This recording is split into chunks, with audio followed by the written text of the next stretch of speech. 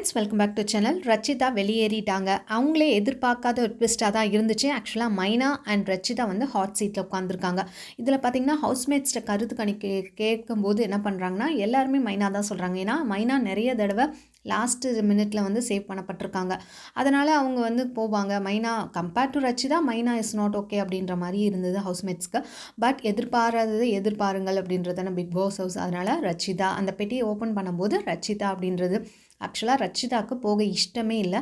இந்த வீட்டில் நான் ரொம்ப செக்யூர்டாக ஃபீல் பண்ணுறேன். கமல் சார் என்ன சொல்கிறேன்னா, இத்தனை ஆண்கள் மத்தியில் ஒரு பெண் வந்து நான் செக்யூராக ஃபீல் பண்ணுறேன்றது அந்த ஆண்களுடைய இது தரத்தை குறிக்கும் அப்படின்ற மாதிரி சொல்கிறாரு. எல்லாருமே கிளாப் பண்ணுறாங்க. உண்மையாலுமே ஒரு பெரிய விஷயம். அண்ட் தென் அவங்களுக்கு வந்து எப்படியும் ஒரு ஃபினாலே போயிடணும் அப்படின்றது உள்ளுக்குள்ளே ஒரு பயங்கரமான லட்சியம்.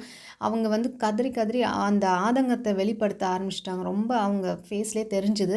ஏன்னா சில பேர்லாம் சிரிச்சிட்டே நான் எதிர்பார்த்தேன் அப்படின்ற மாதிரி சொல்லுவாங்க. பட் அவங்களுக்கு அது வந்து எதிர்பார்க்காத ஒன்றா இருந்தது. ரொம்ப அழுதுகிட்டே போனாங்க. அப்புறம் கேட்டுக்கிட்ட போய் அசீம் கிட்ட என்ன சொன்னாங்கன்னா, அசீம் முக்கியமாக உங்களுக்கு ஒன்று சொல்கிறேன். 12 வருஷத்துக்கு முன்னாடி என்னை நீங்கள் பார்த்தது வேறு ரச்சிதா. அதுக்கப்புறம் நான் வேறு மாதிரி இருக்கேன். ஸோ நான் இந்த வீட்டில் உண்மையாக எவ்வளோக்கு எவ்வளோ உண்மையாக இருக்கணுமோ அவ்வளோக்கு எவ்வளோ உண்மையாக இருந்திருக்கேன். வெளியில் யார்கிட்டையும் என்னுடைய கஷ்டத்தை கூட நான் பகிர்ந்தது கிடையாது. ஆனால் இந்த வீட்டில் வந்து நான் எல்லா கஷ்டத்தையும் சொல்லி அழுதுருக்கேன். அந்த அளவுக்கு எனக்கு இந்த வீடு ரொம்ப பிடிக்கும். நான் உண்மையாக வாழ்ந்திருக்கேன் இந்த வீட்டில்.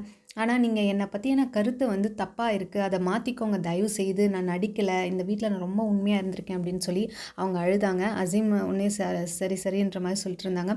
விக்ரமன்லாம் தேங்க்ஸ், தயவுசெய்து லாஸ்ட் மினிட்லேயாவது என்னை புரிஞ்சுக்கிட்டீங்களே அப்படின்ற மாதிரி சொல்கிறாங்க. அண்ட் தென் ஷிவினை தான் சொன்னாங்க. ஏன்னான்னு தெரில, நான் யார் கூடயும் அவ்வளோ அட்டாச் ஆக மாட்டேன். என்னன்னு தெரில, இந்த ஷிவின் கூட மட்டும் அவ்வளோ அட்டாச் அப்படின்னு சொன்னோடனே ஷிவின் ஹக் பண்ணிவிட்டு ரொம்ப நேரம் அழுதுகிட்டே இருந்தாங்க. அவங்களும் சரி விடு விடு, இன்னும் ஒரு வாரம் தானே, ஃபினாலேக்கு நான் வரேன் அப்படின்ற மாதிரி சொல்கிறாங்க. ஷிவினால் கண்ட்ரோலே பண்ண முடியல. ஏன்னா அவங்க ரொம்ப க்ளோஸ் ஆனது இந்த 2-3 வீக்ஸில் ரொம்ப. தென் கமல் சார் அவர்கள் என்ன கேட்டாங்கன்னா, நீங்கள் வீட்டுக்கு வந்ததனுடைய நோக்கம் நிறைவேறப்பட்டதா அப்படின்னா, நான் பிக் பாஸ்குள்ளே நுழைஞ்சதே என்னுடைய நோக்கம் நிறைவேறப்பட்டது. இன்னும் நான் ஃபினாலேக்காக நான் ரொம்ப நிறைய உழைச்சிருக்கேன். இந்த டிக்கெட் டு ஃபினாலேக்கு எனக்கு அதில் திருப்தி தான், பரவாயில்ல அப்படின்ற மாதிரி அவங்க சொல்கிறாங்க. அண்ட் தென் உங்களுக்காக ஒரு பெரிய எதிர்காலம் இருக்குது அப்படின்ற மாதிரி சொல்லி வாழ்த்து அனுப்புகிறார். பிக் பாஸும் அதே மாதிரி தான் பெரிய வர்ச்சுவல் ஹக் அப்படின்னு சொல்கிறாரு. அவங்க அப்படி கண்ணீரோடையே இது பண்ணிட்டு போனாங்க. பார்க்கவே ரொம்ப கஷ்டமாக இருந்தது.